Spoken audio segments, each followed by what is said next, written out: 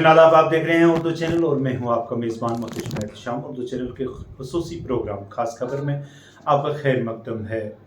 ناظرین، ریاستی تحقیقاتی ایجنسی نے نارکو ٹیرر کیس کے سلسلے میں بدھ کے روز پونچھ کے سرحدی گاؤں کڑماڑا میں چھاپہ ڈالا۔ اس دوران کئی افراد سے پوچھ گچھ کی گئی۔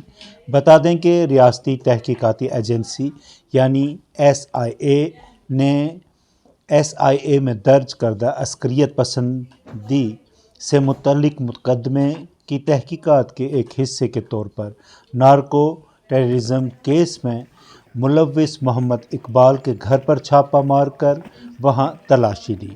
اس سلسلہ میں مزید تفصیلات کا انتظار ہے۔